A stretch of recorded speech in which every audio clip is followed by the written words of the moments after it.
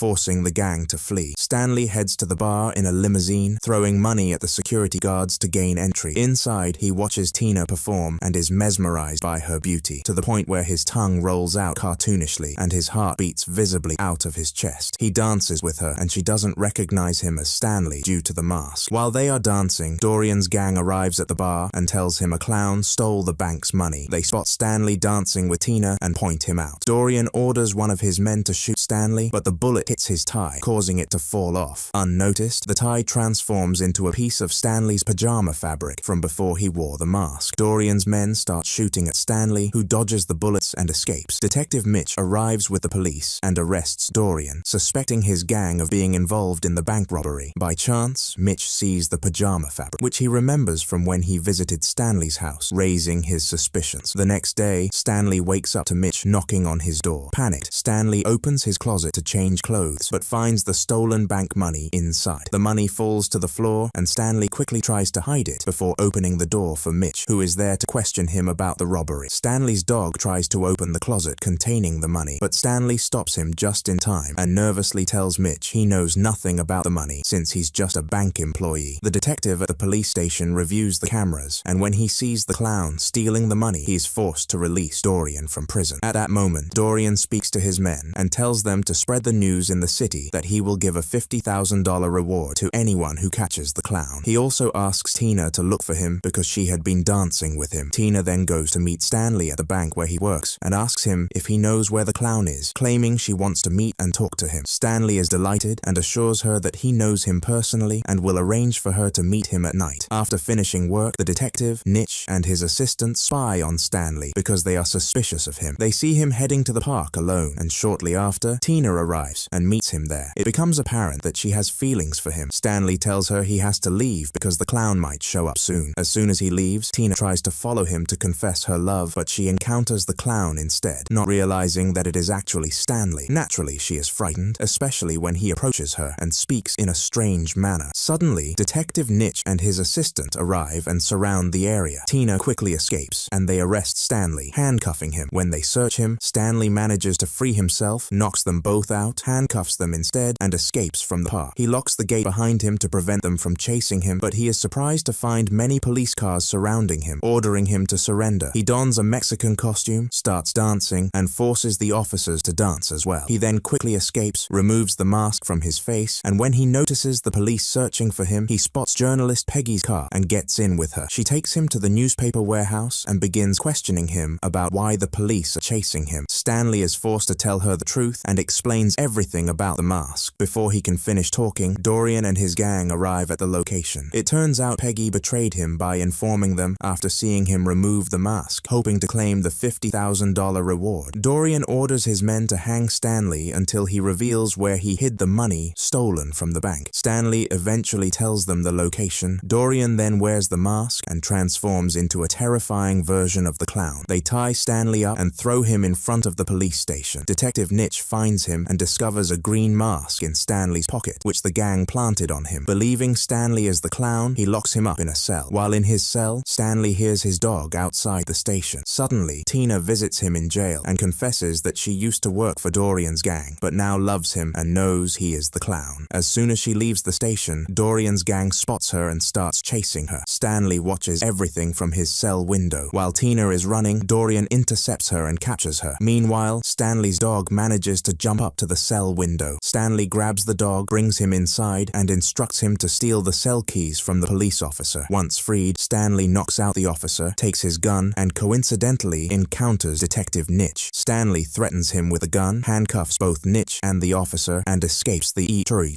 Welcome to Netflix, your quick stop for movie recaps. Get all the highlights and mind-blowing twists in just minutes. The movie begins with a diver finding an old box at the bottom of the river and trying to open it. At the same time, workers are lowering a large pipe under the river to install it, but the pipe falls to the bottom of the river and hits the diver. At that moment, the box opens and a very strange wooden mask emerges from it. The mask floats on the water until it disappears. We then see a bank employee named Stanley talking to his friend Charlie, complaining about his boring life. While they are talking, a woman named Tina approaches Stanley, saying she wants to open a bank account and invites him to a party at the bar where she works. However, it turns out she is deceiving leaving him, as she has placed a camera in her bag to film the bank's vault for the gang she works with. At that moment, the gang leader, Dorian, watches the video and begins planning the bank robbery. His assistant, Freeze, tells him they need to inform Nico, the mafia boss, first to avoid trouble. Dorian refuses, saying he wants to rob the bank to get enough money to overthrow Nico and become the new mafia boss. We return to Stanley, who is at the mechanic's to pick up his car and head to Tina's party. The mechanic tells him his car is not yet repaired and gives him an old car to use temporarily. Stanley reluctantly takes the car and goes to the party. There he meets his friend Charlie and tries to enter with him, but the bouncers refuse and throw him out because he doesn't have a party ticket. It turns out that Dorian, the gang leader, owns the bar. Tina arrives and meets Stanley, telling him she works as a singer at the bar and asking why he didn't enter the party. Stanley avoids telling her he was thrown out so as not to embarrass himself in front of her, revealing his admiration for her. Afterward, he leaves. On his way, the car breaks down on a bridge and he gets out to walk alone. Suddenly, he sees something strange in the river and thinks someone is drowning. He rushes to help but discovers it's just trash. Among the trash, he finds the mask and takes it home, sensing something odd about it. Curious, Stanley picks up the mask to try it on and is shocked when the mask, which is enchanted, pulls itself toward his face and glows green. He decides to wear it and the mask sticks to his face, causing him to spin hysterically around his house. Suddenly, Stanley transforms into a funny clown with a green face. He sneaks out of the house to avoid disturbing the neighbors. While walking, a magical alarm clock pops out of his pocket and starts bouncing. He pulls out a giant hammer from his pocket and smashes the alarm clock until it breaks the floor. His neighbor, annoyed by the noise, comes out to see what's happening. When she sees him, she screams loudly and grabs a gun to shoot him. Stanley escapes, leaping until he lands on the street, where his body flattens like a sheet of paper. He then returns to normal and continues walking down the street. Suddenly, he encounters a gang that tries to rob him. He quickly escapes, and they chase after him until they find him standing and making balloon animals like a clown. Suddenly, he turns one of the balloons into a weapon and fires at them, causing them to flee in fear. Afterward, he goes to the mechanic and punishes him for not fixing his car. The next day, Stanley wakes up thinking everything that happened the night before was just a dream. At that moment, Detective Mitch knocks on his door, asking if he saw a clown causing chaos in the neighborhood the previous night. Stanley is shocked to realize it was all real, but lies to the detective, claiming he knows nothing. Later, he goes to work and asks his friend Charlie where he went the previous night. Before Charlie can answer, their boss scolds Stanley for being late and warns him not to repeat it. While at work, a journalist named Peggy approaches Stanley to ask if he knows anything about the green-faced clown who appeared the night before. As usual, Stanley lies and denies seeing anything, but Peggy gives him her business card before leaving. Meanwhile, Dorian, the gang leader, meets with Nico, the mafia boss, who has learned about the bank robbery plan and Dorian's ambition to replace him as boss. Nico humiliates Dorian by forcing him to hold a golf ball in his mouth and threatens to kill him if he doesn't leave the city within 2 days. That night, Stanley hangs up a newspaper clipping with Tina's picture on it and decides to wear the mask to get closer to her and impress her. He transforms into the clown and immediately thinks of getting money to enter the bar where Tina works. Around the same time, Dorian's gang goes to the bank to rob it, but finds Stanley leaving the bank in a hysterical state. They realize he has already stolen the money. As they chase him, the police arrive. Izrina handcuffs both Nitch and the officer and escapes the station to rescue Tina. At the same time, the city's mayor is at mob boss Nick's bar, conducting a press conference to raise funds for the city. Suddenly, Dorian, wearing the mask, enters and orders his gang to shoot Nick. Nick tries to shoot Dorian, but is shocked to find that the bullets have no effect. Dorian collects the bullets in his mouth and spits them back at Nick, killing him. Meanwhile, Stanley arrives, leaving the detective and his dog in the car. When he enters the bar, he finds Tina tied up with a bomb next to her, set to explode in 10 minutes. Stanley sees his friend Charlie and gives him a gun to evacuate the people from the bar. Before he can save Tina, one of the gang members captures him. Tina comes up with a plan to provoke Dorian by telling him he is weak without the mask. Angered, Dorian confidently removes the mask. Tina seizes the opportunity and kicks the mask out of his hand. Suddenly, Stanley's dog appears, grabs the mask, and puts it on, transforming. The gang chases the dog to retrieve the mask, but the transformed dog manages to fight them off. Stanley eventually retrieves the mask from the dog, but unfortunately, it is knocked away by gunfire. Stanley finally grabs the mask and puts it on. Before the shooting continues, everyone is shocked to find numerous weapons pointed at them, causing them to panic and flee. It turns out the weapons are just toys. Stanley then swallows the bomb, which explodes inside him, but leaves him unharmed due to the mask's magic. At that moment, Dorian grabs a knife to attack him, but Stanley draws a cartoonish plunger, which becomes becomes real. As Dorian approaches, Stanley uses the plunger to flush him down into a water basin, pulling him underground. Stanley removes the mask and walks with Tina to the bridge, where she takes the mask and throws it into the river.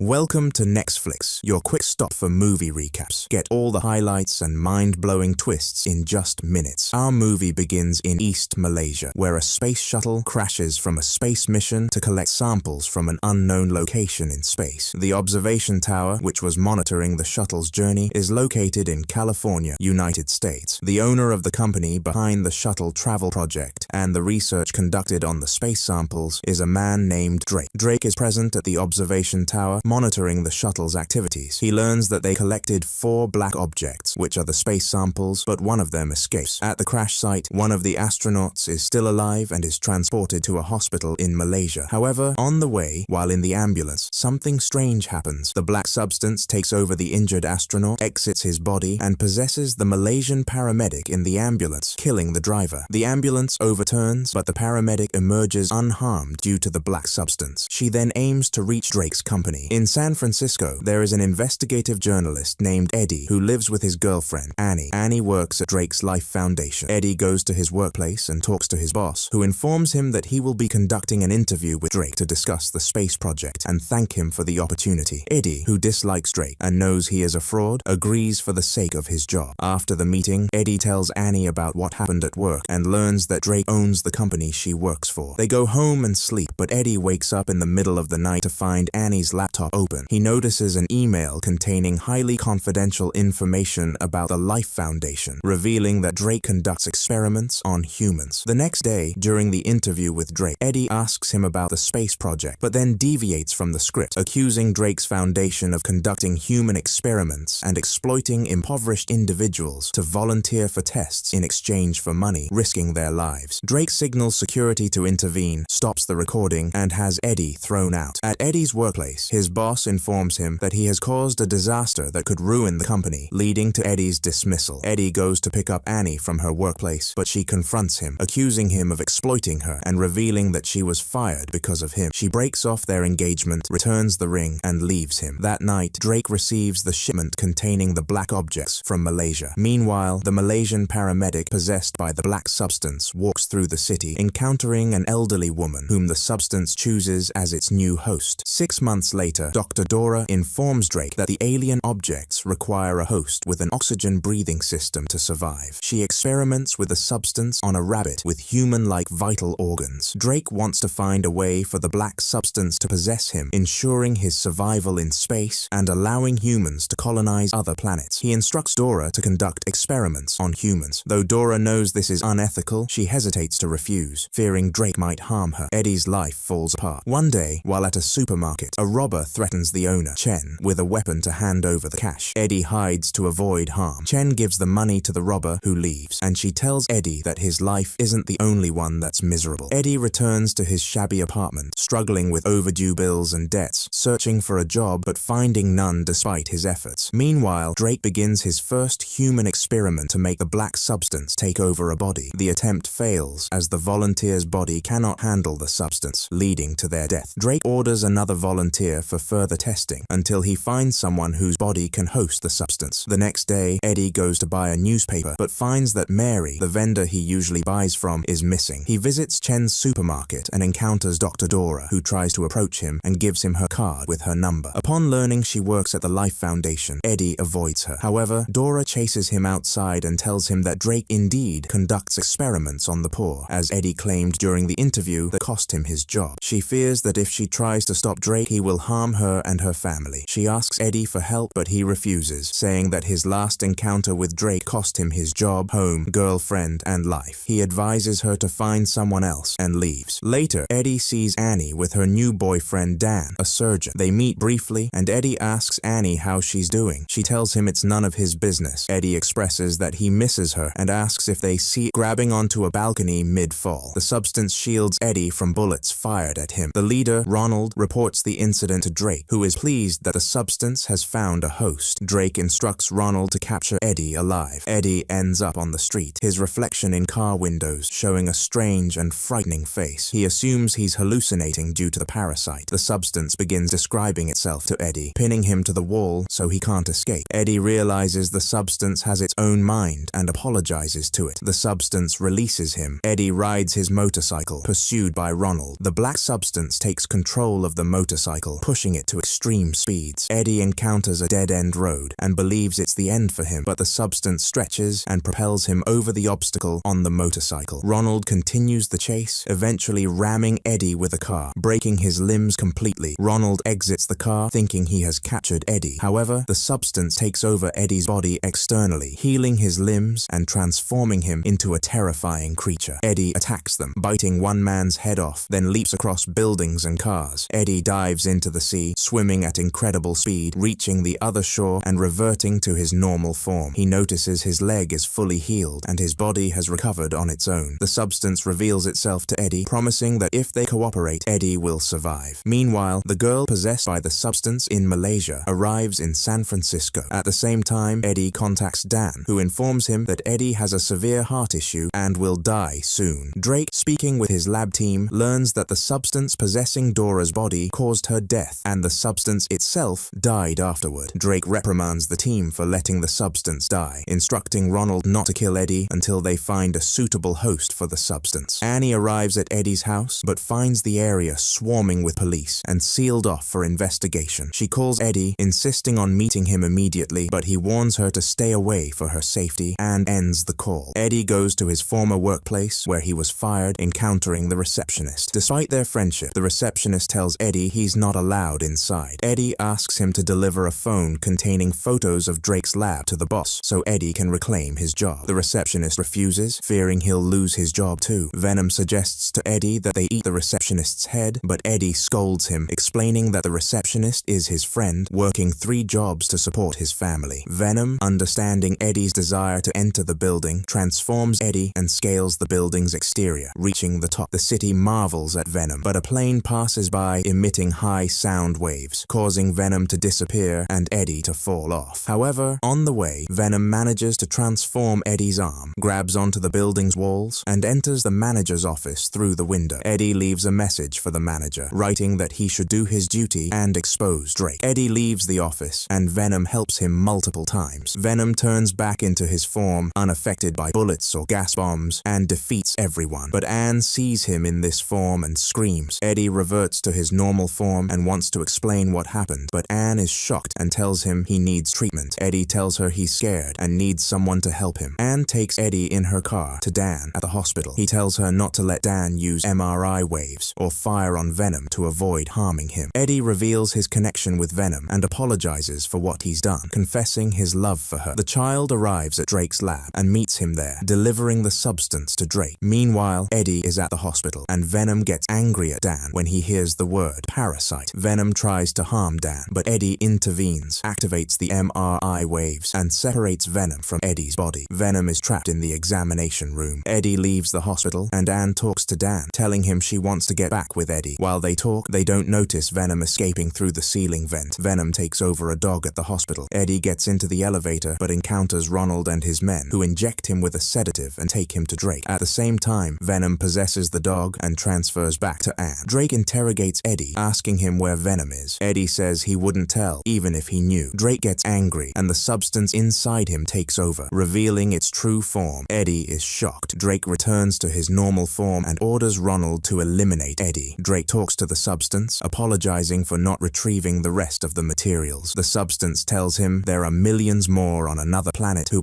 follow their orders. Drake is impressed by the substance's unifying vision and decides to bring them from their planet to Earth. Ronald takes Eddie to the forest with some of his men to kill him, but Venom appears, takes them out one by one, and eats Ronald's head, saving Eddie. Venom is now in Anne's body and kisses Eddie, transferring Venom back to him. Venom tells Eddie that the entity inside Drake is named Riot, the leader on his planet. They head to Drake to stop him. Drake has assembled a launch team to pilot the rocket to Riot's planet. Venom tells Eddie about Riot's plan and decides to stay on Earth with Eddie because Venom failed on his planet, just as Eddie failed on Earth. Venom tells Eddie that together together on Earth, they can achieve much more. Drake is eager to launch the rocket and orders the team to initiate the launch immediately. With 5 minutes left, Drake transforms into Riot and kills everyone witnessing the rocket's launch. A fierce battle ensues between Venom in Eddie's body and Riot in Drake's body. Riot manages to separate Venom from Eddie, but Eddie saves Venom, allowing him to repossess his body to